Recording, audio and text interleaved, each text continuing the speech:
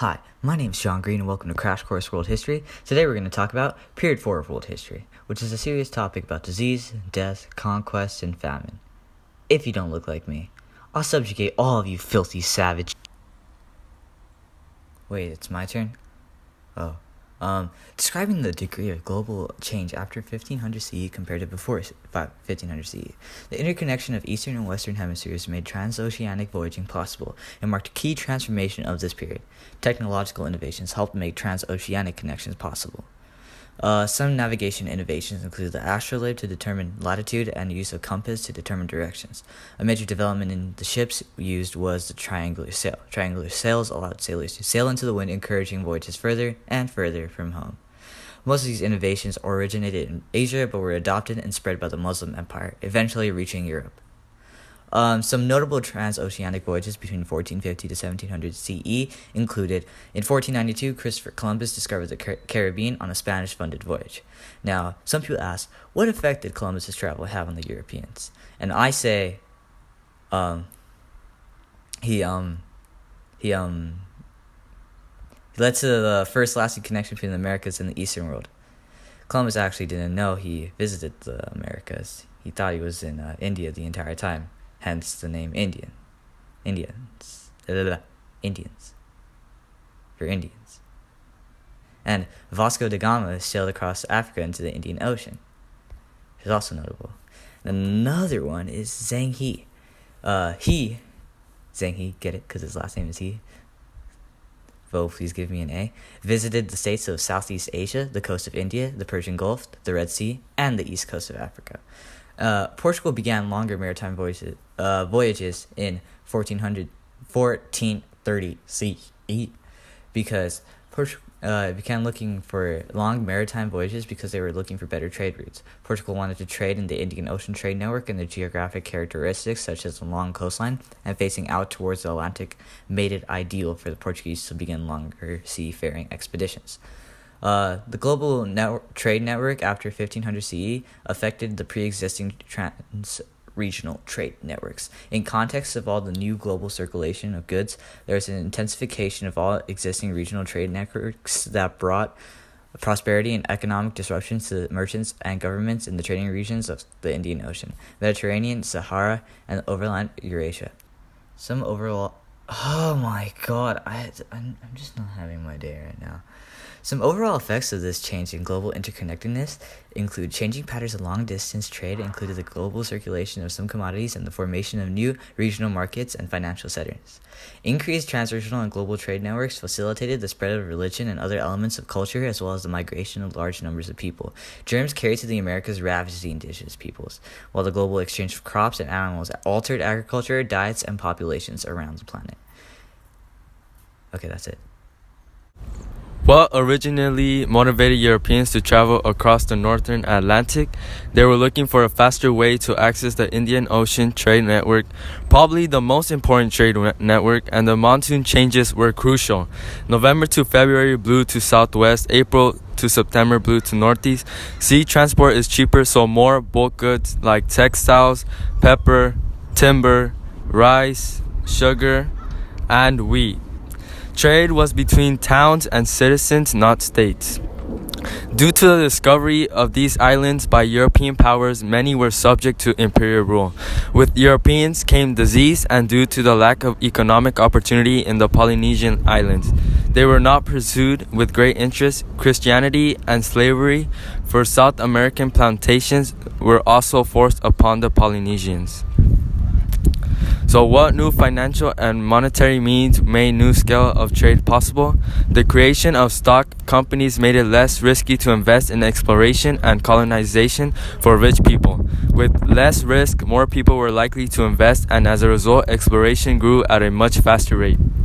This meant more resources for Europeans who could now trade at a much greater scale. Trade throughout the Indian Ocean trade network continued at a high rate through the age of exploration. Because many of the resources in the Indian Ocean network were difficult to produce or could not be found in Europe, European merchants had to pay in billion in order to get what they wanted. This led to an outflow in cash for European governments and made the economy more unstable. Europeans, to compensate for this, tried to colonize parts of the world as a means to produce their own resources and be able to compete with countries in the Indian Ocean and Silk Road networks. The Spanish found silver in Argentina as a result of their exploration. The Chinese used silver to facilitate trade in their economy as it was part of their currency. Because Spain had so much silver and China had products to offer Spain in exchange, trade in some capacity occurred through a global network. Therefore, as Spain found silver and sold silver all the way through China, silver facilitated a global trade network. The advent of stock companies made it possible for smaller investors to provide more capital for less risk. This led to more money being transferred and as a result facilitated global trade. Economically, the trade system provided cheap labor and created new markets in the newly formed colonies of the New World. In Africa, the loss of population and slave trade stunted the long-term economic growth of African governments. Socially, racism grew as people began to see some Africans as less than people as a means to justify enslaving them. There were many unintentional biological effects of the Columbian Exchange. Many invasive species of plants and animals came into the New World and as a result took out many native species because in the New World they had no natural predators. Also, many diseases which the Native Americans were not immune to, the Europeans brought over. As a result, many Native Americans died. The diseases brought to this continent by the Europeans included the bubonic plague, chickenpox, cholera, influenza, measles, scarlet fever, smallpox, typhus, tuberculosis, and whooping cough. But those Native Americans got those filthy Europeans back and gave them syphilis. There were also many new foods introduced to new geographical regions, such as the Americas gave potatoes, beans, squash, and maize to Europeans. Europeans brought wheat, rice, bananas, and grapes. Coffee from Africa and sugar cane from Asia became cash crops in the newly colonized Latin America. Plants and animals were deliberately transferred across the Atlantic as part of the Columbian Exchange. Europeans brought many animals from their homeland to the Americas in order to make their lives easier. Examples of animals that the Europeans deliberately brought over included horses, cattle, pigs, sheep, goats, and chickens. Animals brought to the Old World from America included turkeys, llamas, alpacas, and guinea pigs. There were many effects on the Afro-Eurasians from the newly transferred foods. Because Native Americans did not rely on meat as much as Afro-Eurasians, their plants were much more efficient in terms of calories. Because of this, when Europeans brought home foods such as potatoes and maize, there was a population boom as people started to take in more calories due to the increased efficiency of the crops they consumed. The settlers' actions affect the Americas environmentally. There were many things that the settlers did that forced Native Americans to change their lifestyles. One example of how settlers changed the environment is that they began to work the land more vigorously than the Native Americans. This resulted in less ecological stability and erosion of land. Europeans also brought many diseases which the Native Americans were not immune to, and as a result wiped out large amounts of the population. Settlers also forced the Native Americans inland, and as a result they became more reliant on a nomadic lifestyle in which they hunted bison. The Columbian Exchange affected the spread of religions. The Europeans came to America with three intentions: gold, God, and glory. The Europeans spread Christianity to Native Americans and did not adapt Native American beliefs. The Columbian Exchange's main effect on the spread of religions was that it brought Christianity to the New World. The Columbian Exchange helped make Christianity a more global region. Because Europe forcibly spread Christianity to North and South America, Christianity was able to box out Islam and other religions in the New World. Universal religions of Buddhism, Christianity, and Islam spread. Buddhism did not spread much after the Silk Road era. Islam continued to spread to parts of the world, but its main expansion occurred during the post-classical era. Christianity spread mostly during the Columbian Exchange as European governments spread into new territories for trade. If you care about how the arts fared, just know they did well and continued into present times. Literacy increased as there was more schools to give people basic education for the workforce. Literacy rates would climb at an even higher rate during industrialization as mandatory education was created. Agriculture's role also changed between the years. More agriculture came from the Americas from plantations and slaves. Prior to 1482, there was minimal contact between the New World and Eurasia and Africa. Once Columbus made contact with North and South America, the exchange of crops, slaves, and diseases began, known as the Columbian Exchange. Agriculture became a way of exploiting underdeveloped nations. Europe used the raw materials of the Americas to make themselves wealthier. Before, agriculture was primarily used as a food source for a population. Afterwards, agriculture was also used to produce commodities such as tobacco and sugarcane, meaning agriculture also became more important in global trade. Advances in maritime technology such as the compass, ships, sails, or etc. led to the discovery of the New World, initial monetary investments in plantations and exploration, source of labor, including slaves and indentured servants, and the initiative to attain more raw materials through expansion. As imperialism picked up speed, there was a growing need for labor. Europe began to exploit what they fought for as the inferior races, and forced labor included natives and African Americans. In regards to the end of industrialization, peasant labor shifted from the farms to factories. In the Americas, indentured servants began to decrease as more slaves were shipped across the Atlantic. Also in Europe, there was a shift in control of peasant labor. Tighter control and less freedom for the laborers emerged. Slavery with Africa increased to match demands of the slave trade. Cities also grew along the eastern border of Africa. These towns became hubs of the slave trade. Slavery enabled towns to grow in Africa. Slavery became a source of income for African towns. The Americas benefited from slave trade because the increase in labor allowed for an increase in productivity.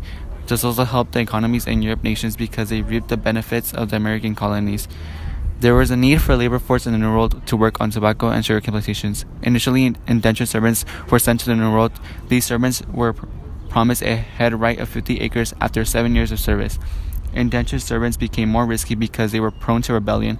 As a greater need for labor arose, slaves also were forced to migrate from Africa to the New World. How did the post-1450 economic order affect the social, economic, and political elites? It directly benefited the merchant class due to the increase in trade. The gap between powerful elites known as plantation owners and their indentured servants and slaves increased as well, as the rich became richer, but the lower class did not change in economic status by any means. Due to the rise of aristocracy, power shifted from the important members of social groups to smaller family units who were wealthy and well-connected.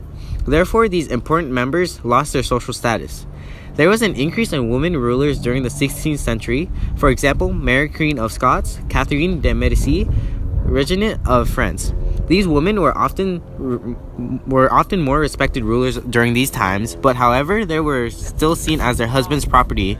Since aristocracy, where the power was in the hands of noble classes, became increasingly favored by society, the family units became more prevalent.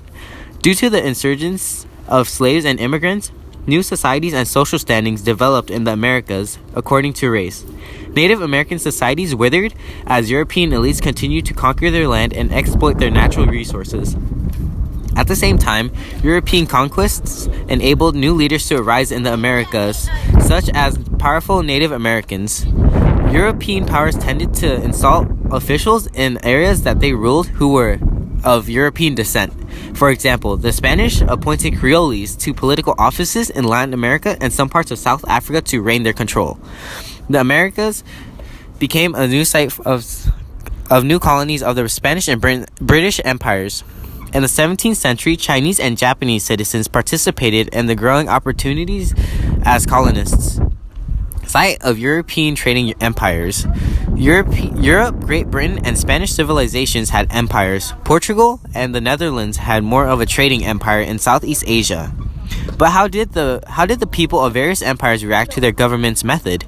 These people either accepted the new rules and rulers and complied with their new leadership skills, or they resisted the new rules. Some colonies attempted to remain neutral as well, to not risk any wars occurring. How did political rulers legitimize and consolidate their rule? They appointed officials that were of their own descent, hired translators in order to negotiate with the locals, and attempted to assimilate locals into their culture and religion just to gain their control. What role did religion play in legitimizing political rule? Religion became a way for empires to justify their actions. You see, these powers believed it was their duty to save and spread the religion to those that they deemed uncivilized. So, religion was part of a greater cultural problem for the natives. Like, for example, converting the Native Americans to become Christians. There was tension between them and the British Empire. This led to allowing for easier trade between both of them. How were ethnicity and religious minorities treated in various empires? So, the blacks were considered inferior to the Americas as they were slaves. This means that they were exploited as a labor force and had less rights. The Native Americans were considered to be savages by the Europeans, which led to conflicts between the two. Cults in Mexico converted the church. Missionaries attempted to convert the cults through peaceful and violent methods. So, how did the rulers make sure that the governments were well run? Well, empires appointed rulers of their own descent to run the colonies. When empires felt that their power was in jeopardy of being overthrown, they used violence to defeat their opponents. So, for example, the Americas, the local government, destroyed the rebellious servants in their fight for power, known as the Bacon's Rebellion. So, how did rulers finance their territorial expansion? Well, they used joint stock companies. For example, the Dutch East India Company. See, these joint stock companies, they divided the cost among the shareholders. And most of this was paid by the government. So, the people weren't really paying. What were the relationship between imperialism and military technology? As technology increased, imperialism was a result increasing, and also vice versa. For example, machine guns and rapid firing rifles made imperialism possible. How did Europeans go about creating new global empires and trade networks? Maritime trade routes. For example, the discovery of the easterly winds that connected the New World to Asia. Advancements in technology, for example, better streamlined ship designs, and the creation of joint stock companies, which again, like the Dutch, which we use to finance such explorations. So, how did pre-existing land-based empires and new empires during this era compare to previous eras' empires? Well, new land empires became arenas of global trade. There was a greater connection between empires. Technology, culture, religion, art, and political ideas were easily spread and shared across great distance. There also were more diversity in animals and plant life across the globe because of the new connections made during imperialism. So, trade routes, for example.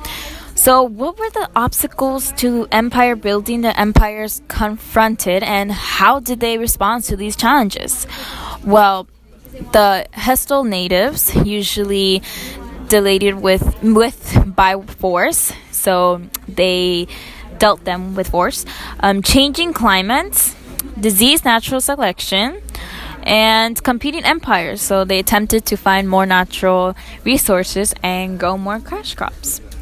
So that is it for today, and I hope you come back with Crash Course.